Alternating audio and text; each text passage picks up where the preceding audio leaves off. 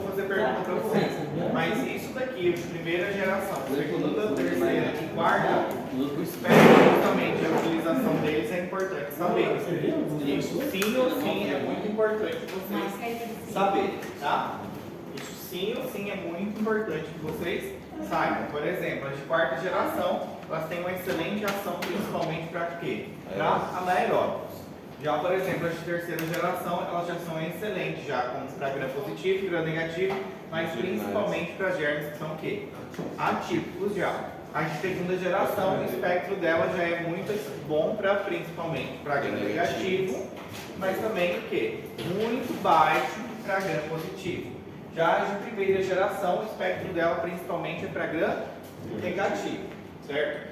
Aqui principalmente é utilizado o quê? Vias urinárias, principalmente primeira e segunda. Terceira geração é muito utilizado o quê? Vias aéreas superiores. Muito bem, essas coisas são a parte mais importante. Show. Sobre isso. Cai tudo, professor, cai tudo. Pergunta se cai na prova, depois cai tudo. Sim. Aqui, saber diferenciar cada uma delas também é importante. Por exemplo, pelo menos o que é mais característico de cada uma delas. As de primeira geração, por exemplo, foram as primeiras descobertas. Então, como a gente falou, ela era mais utilizada também para tratamento de infecção de vias urinárias na época, apresentava muito mais efeitos adversos e o que? Praticamente não tem ação contra gram positivo, certo? Isso aqui pode ser uma questão fechada, perguntando justamente de primeira geração. Segunda geração, por exemplo, passou a ser o que? A mais utilizada na década de 80, tem uma excelente atividade antibacteriana, já apresentou uma baixa o que? Resistência bacteriana devido à sua formulação e uma maior duração no organismo e baixa toxicidade também. Essas diferenças de cada uma delas é importante saber também. Aqui eu sempre vou deixando para vocês, por exemplo, para vocês se recordarem aonde age e o mecanismo de ação de cada um dos nossos antibióticos, para quando vocês forem estudar, vocês se recordarem. Mas, como é muito conteúdo, as perguntas vão ser perguntas maiores, mais grandes. Vai ter caso clínico também. O caso clínico, que é o problema, professor? Por quê? Porque, professor, é o seguinte, a gente tem que saber o que o professor quer. Porque a gente fica, por exemplo, se a gente coloca lá uma coisa que a gente... Acha que é? Não é que acha que é, professor. Por exemplo, você vai dar uma situação lá assim, por exemplo, tratamento tal. Por exemplo, vai ser escolho para uma cistite, em vez de uma cefalexina, uma ciprofloxacina. Aí o professor coloca lá que não aceita e é outro. Mas serve, professor. Por exemplo, é assim, professor.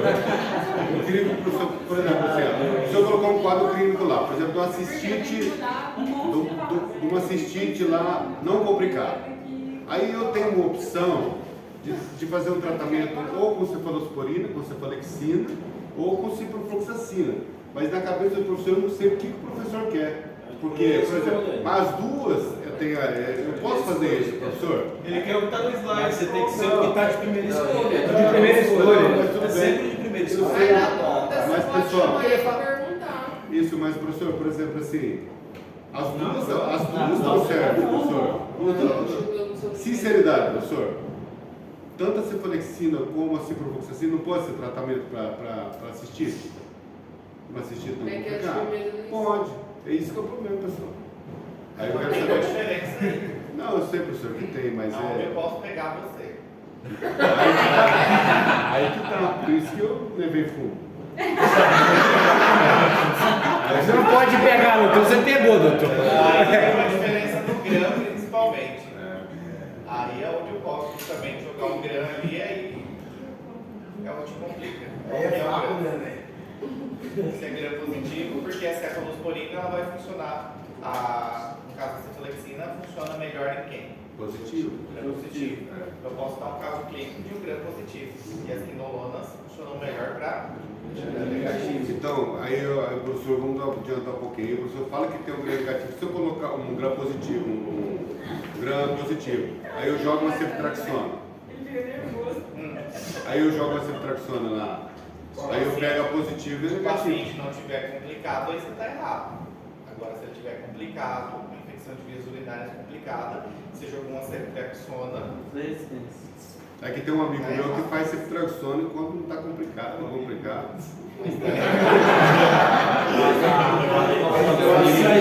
Isso aí é o que mais tem. Quem vai falar de vários tratamentos aí, ó. Outra pessoa, mas uma levofloxacina, moxifloxacina, ele serve para tratar. O quê? Tanto o gram positivo como o gram negativo. É porque. Hã? Em que caso? É quarta geração, Mas serve. em que caso? Qualquer via urinária, respiratórias superiores. Mas você vai utilizar. Hã? Mas você vai, do nada, você olhou para o seu paciente nesse dia e vai indicar um desses. Não, se eu sei que ele tem uma história de infecção, como ele está falando da úlcera venosa. Se eu sei que o paciente tem a úlcera venosa há 10 anos, 8 anos, eu não vou usar uma coisinha assim. Esse cara já passou pelo Paraguai todo, ele não vai responder. Aí você vai usar o quê? Eu vou usar uma levofloxacina ou uma MOV. Paciente é bactéria. Eu iria.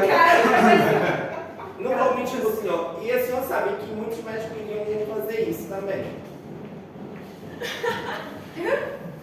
Você não é muitos médicos. Não é verdade? Não. Não estou falando a verdade? Eu não usaria. Mas eu vejo receita horrores assim. Eu utilizaria Clinda, eu utilizaria oxacilina. Esses eu utilizaria. Mas esse eu acho Mas que eu esse não paciente eu atípico iria deve atender ter de uma tomado. forma diferente. Eu ia pedir uma cultura de secreção. Bem, E eu iria pedir um retorno com ele para me avaliar essa cultura e realmente estar tratando correto a é ferida. justamente fazer Não isso. só a infecção. Sim. Gente, pede uma cultura, vai vir lá o que pode usar, o que não pode Sim. usar, acabou. Geralmente é assim. Geralmente é Então, assim. na resposta das perguntas, eu posso pedir uma cultura para todos. Professor, estamos segurando calma, hein, professor? Agora, se eu sei que o cara não vai voltar, tipo assim, o cara mora lá Na próxima, você pega no Jordão Jodas, eu sei que ele não vai voltar. Ele não tem dinheiro para comprar, ele não tem dinheiro para pagar uma cultura. Eu vou usar o que eu tenho. Certo. Calma aí. Bem, mas nesse caso, gente, o que vocês têm que levar em consideração é que dá pra gente ir pelo caminho também. É o que eu falei pra vocês. Vocês têm que saber o micro-organismo. Se é um gram positivo e um gram negativo. O antibiótico ele funciona melhor se ele é de primeira eleição ou não, certo? Dentro dessa parte de mecanismo de resistência, somente o que? Aonde justamente se encontra a resistência? Alteração, expulsão ou justamente resistência plasmídica, certo? Agora, quanto ao espectro antibacteriano que tem lá na classificação inicial de vocês, aqui vem mostrando principalmente um resuminho, onde os de primeira, segunda e terceira e quarta geração, onde eles são mais utilizados, e isso que é importante vocês se identificarem.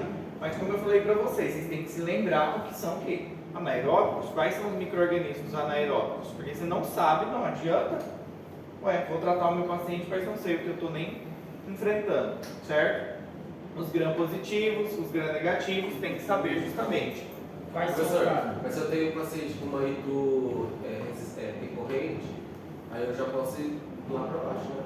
Já, aí nesse caso, já pode trocar o medicamento, certo? Aqui vem falando da característica de cada um deles, está naquele primeiro slide resumidamente, certo? Dessa parte de biodisponibilidade não precisamos focar nada aqui. Aqui sim é importante vocês olharem principalmente qual que funciona melhor, qual desses fármacos funcionaria melhor aqui.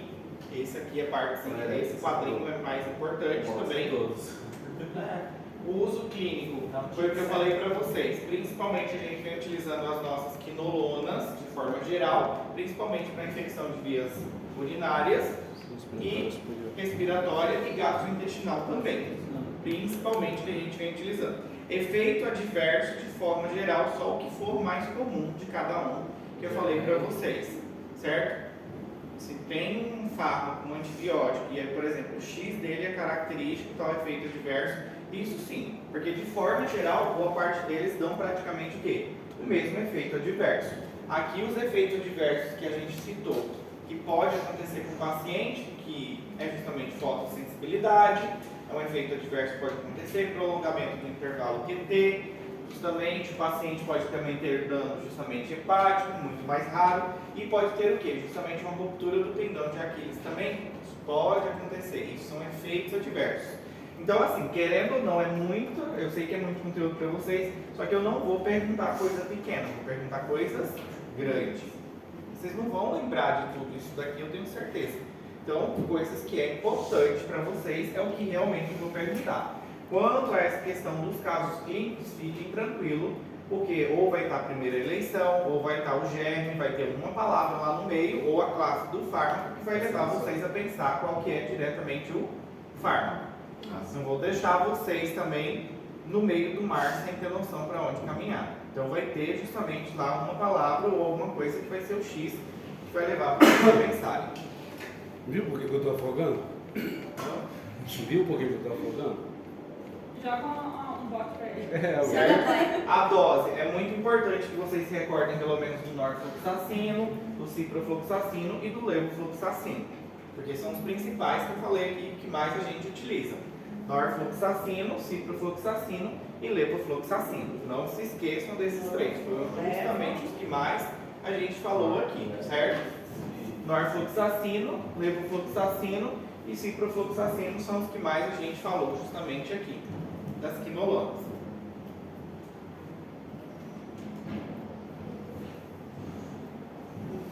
Tranquilos até aí? Tranquilo. Show.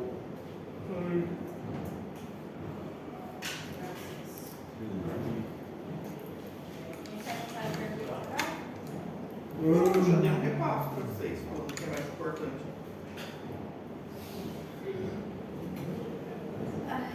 Das linfosamidas, que eu vou cobrar de vocês. Tem mais 2 aulas semana que vem, né? Tem. Mas o que eu vou fazer? Eu não vou falar que eu vou dar repasso, porque a maioria não vem. Vai vir só no dia que eu vou falar assim, eu vou dar um repasso, a sala lota. Então eu vou falando já o que é mais importante para vocês estudarem. Das linfosamidas, justamente aqui, que a gente tem, o que é mais importante? A gente tem a clinda. A clinda ela é excelente, como eu falei para vocês, principalmente para tratar que tipo de micro-organismo? Gram-positivo. Isso é importante. Clinda, justamente, ele é excelente, ele pode ser tanto bactericida como bacteriostático. Tem as duas funções diretamente, a clindamicina, certo? E onde age justamente qual o mecanismo de ação da minha clinda?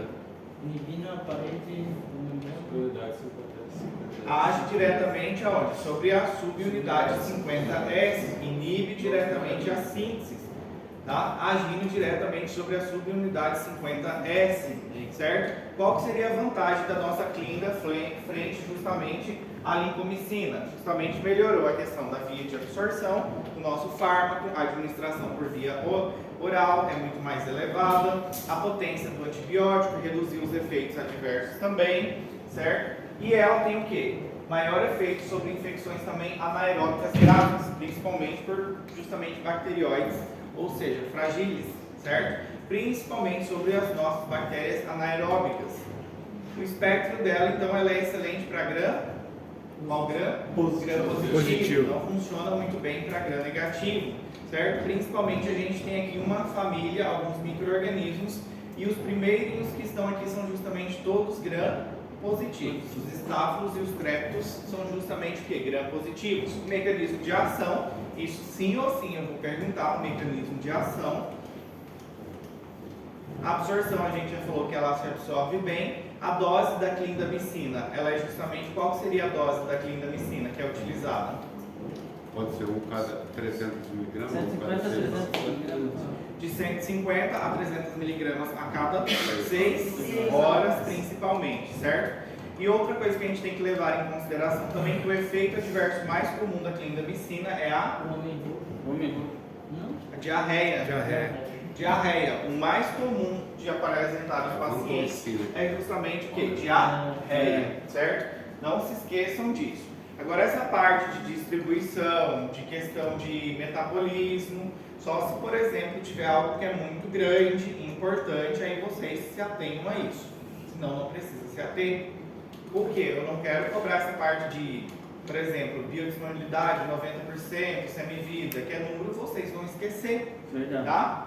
Isso não vai, vocês não vão se lembrar. Agora, por exemplo, não atravessa a barreira, o quê? Hematoencefálica, atravessa, isso é importante para vocês saberem se na gestação pode ser utilizada ou se não pode ser utilizada. E a clinda é um excelente medicamento para tratar o quê? Infecções de pele. Um excelente medicamento para tratar infecções de pele.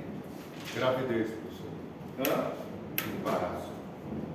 O que? A clindamicina? Não é indicado. Não indicado. Mas no terceiro trimestre pode? Hematoencefálica. No terceiro trimestre pode, doutor? Pode. Se já tiver com um tubo já diretamente um tubo neural formado, pode. Vancomicina, outro, é um inibidor da síntese da parede, certo? Aqui a vancomicina também é muito importante pra gente. De forma geral, tem muita informação de vanco também. Qual seria justamente o agente, ou seja, qual seria o gram principalmente que as nossas vancos vêm agindo? Sobre gram positivo, certo? Principalmente sobre os nossos alvos e epidermides que são resistentes justamente. Micro-organismos que são o quê? Muito difícil de tratar. A vanco a gente utiliza ela principalmente por que via? Endovenosa, tem que passar em quanto tempo? 1 hora. 60 minutos, tem que diluir ela e passar lentamente. Isso é uma informação importante pra gente também. Ela pode dar também um efeito adverso. Qual seria? Síndrome do homem roxo. O que seria essa síndrome do homem roxo? Do homem vermelho? Liberação Geração citadina. do mastose. Ela justamente ela faz o quê? Ela estimula os meus, ela age diretamente sobre os meus mastócitos e induz a liberação de histamina. Por isso que o paciente ele vem apresentando o quê? Justamente a face vem muito avermelhada e a parte superior do tórax do paciente aparece o quê? Muito avermelhada. Isso aqui é um efeito justamente o quê? Adverso, que a gente tem que tomar um pouquinho de cuidado com a vancomicina. Tomar um pouco de cuidado também com a vanco em relação à nefrotoxicidade, é um medicamento nefrotóxico, principalmente se eu associar com outros, principalmente com os nossos aminoglucosídeos, certo? Os aminoglucosídeos eles já são conhecidos por causar muito o quê? Nefrotoxicidade e ototoxicidade. Isso é importante vocês se recordarem também. Certo? Então, outro efeito adverso também da clinda é ototoxicidade. Outro efeito adverso também. Algo mais grande, certo? Já não pode também, né, professor? Porque o próprio amino, inclusive, dá também otoxicidade. E a vanco dá otoxicidade. Também. Tem que tomar muito cuidado. Quando é que a gente vem utilizando a vanco? Normalmente, quando a gente pode utilizar uma vancomicina, certo? No caso clínico, pode ter uma história, por exemplo, contando toda a história, e pode ter um erro médico, por exemplo, do paciente com uma profilaxia cirúrgica sistêmica e o médico indicou justamente uma vancomicina. É de forma adequada essa indicação ou está de forma justamente errada? Tá? Não infecta o menino favorito. Tá? E isso também é importante. Outra questão também, vancomicina não vai utilizar nas nossas gravidinhas. De forma geral, a vanco é utilizada em infecções complicadas, muito complicadas. Já os nossos polipéptidos, aqui a gente tem principalmente a nossa polimixina B. Qual seria o mecanismo de ação da polimixina B? É a parte mais importante aqui. Qual seria justamente o mecanismo de ação da polimixina B? Como detergente que Exatamente, tá? E o que ela é? Os efeitos adversos. Exatamente. Ela causa justamente como se fosse um detergente agindo sobre os fosfolipídios, contendo diretamente os fosfolipídios, agindo na camada justamente de lipídios, certo? É utilizada e ela tem ação principalmente para que tipo de gram? negativo? Gram negativo. Muito bem. Isso também é uma informação importante, certo? Outra informação importante também, que se a gente for utilizar, a gente tem que observar o quê? Creatinina do paciente. Pode ser que lá no caso clínico apareça uma creatinina do paciente. Apareça a creatinina e qual seria justamente que dose a gente poderia indicar para administrar para o nosso paciente dessa polimixina. Então, nunca se esquecer que a gente tem que olhar a creatinina, avaliar o perfil renal do paciente também. Certo? Da bacitracina, somente que ela é um fármaco utilizado principalmente de forma o quê? Tópica.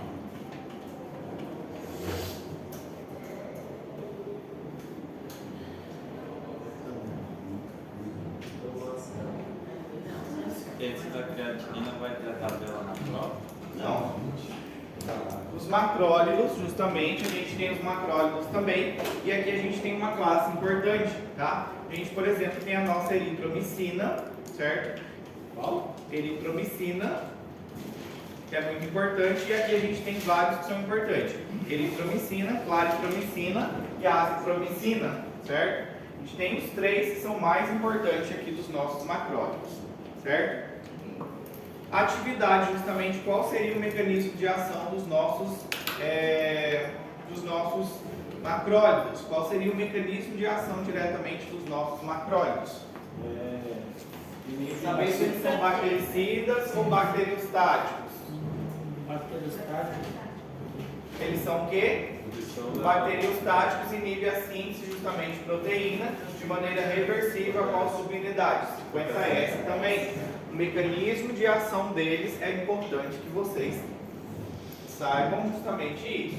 Já aviso vocês, o mecanismo de ação eu vou cobrar. Mecanismo de ação eu vou perguntar para vocês sim ou sim. Se não estudar mecanismo de ação, já sabe que vai perdendo ponto. Que vou perguntar mecanismo de ação. Estudem mecanismo de ação. Certo? Aqui tem, por exemplo, falando do mecanismo de ação da tetraciclina, mas a gente vai falar ainda diretamente das tetraciclinas.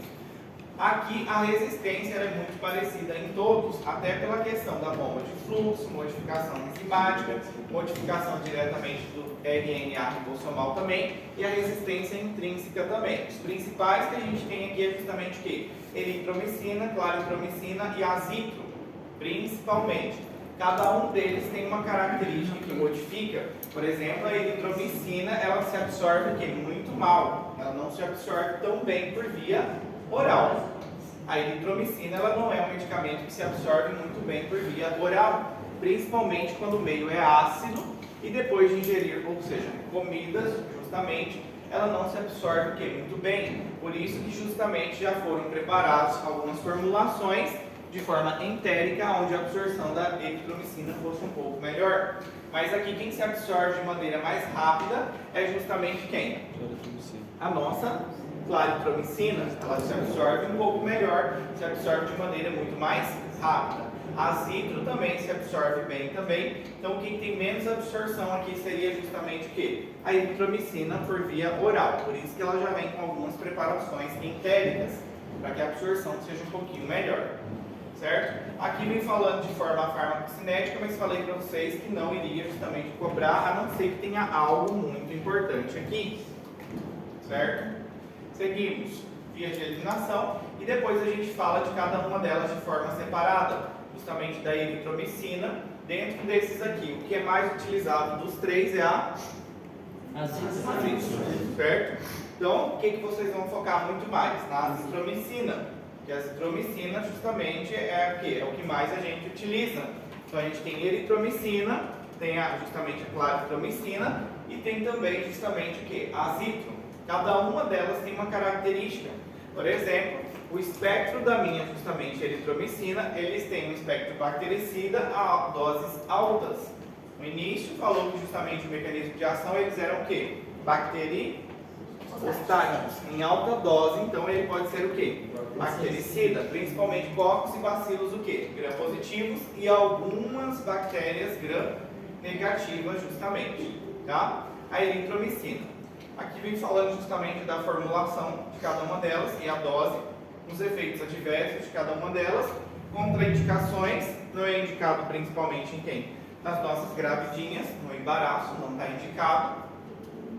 E a dose justamente que a gente vem utilizando da eritromicina. A claritromicina, ela já é um pouco mais importante aqui pra gente.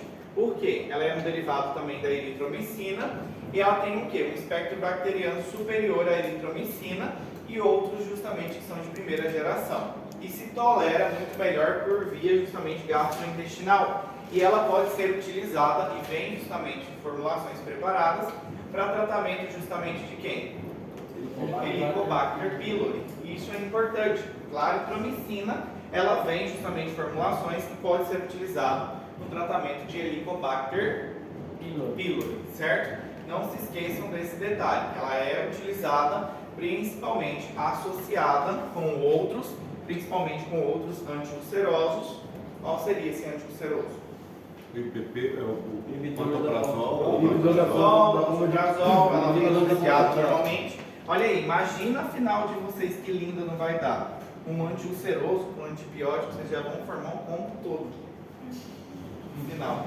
No final já vai vir o antiulceroso, já vai vir o antibiótico, certo?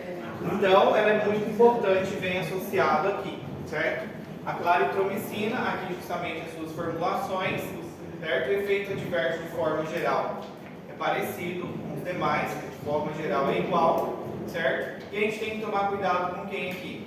Gravidez, pode utilizar? Não, grávida não pode utilizar e na lactância também não deve utilizar. A azitro, sim, ela é mais importante. Ela também é um derivado semissintético da eritromicina e tem um espectro mais amplo também. A gente pode utilizar a azitro em várias situações. Mas para que normalmente a gente vem utilizando a azitromicina? Aqui. Positivos de vias aéreas. Exatamente, a gente utiliza muito a azitromicina quando a gente fala de vias aéreas superiores. A gente vem utilizando principalmente o que? A nossa azitromicina.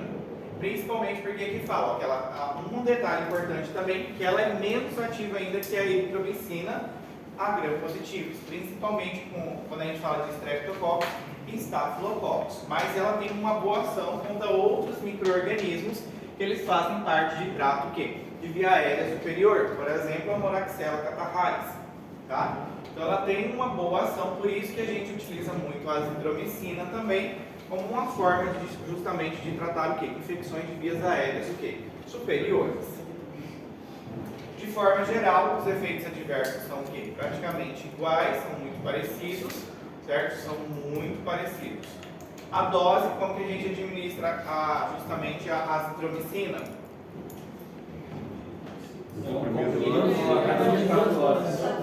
Exatamente, a gente faz o tratamento com uma dose uma vez ao dia somente. Então se deve administrar 1 hora antes ou 2 horas depois dos alimentos, mas que ela tenha uma boa absorção e essa é a forma ideal.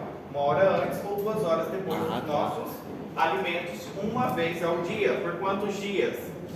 5 dias. 5 no 5 Brasil, dias, 6 no Paraguai. certo? Exatamente. Quantos? 5 no Brasil, 6 no 6 no Paraguai. Paraguai. De forma geral, elas são utilizadas para infecções de vias respiratórias, infecções também de partes blandas, clamídia, difteria, tosferrina, campylobacter, helicobacter, só que para helicobacter aqui, principalmente a claritromicina. Claritromicina, principalmente para helicobacter pylori, certo? Aqui vem mostrando justamente algumas informações para vocês darem uma olhadinha depois. Professor, a gente pode dizer assim que a primeira droga de escolha com hipersensibilidade à penicilina é a eritromicina. Pode ser. Tem problema com qualquer tipo de medicamento penicilina, a eritromicina é a primeira opção. Poderia ser ela. Dos nossos aminoglucosídeos, já deu o nosso horário, se não tem, a gente continua. Certo? Tá bom.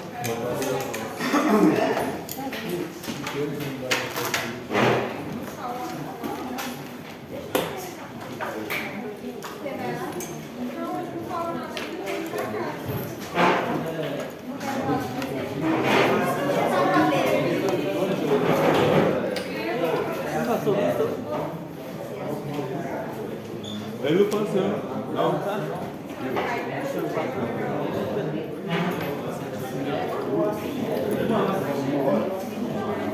E depois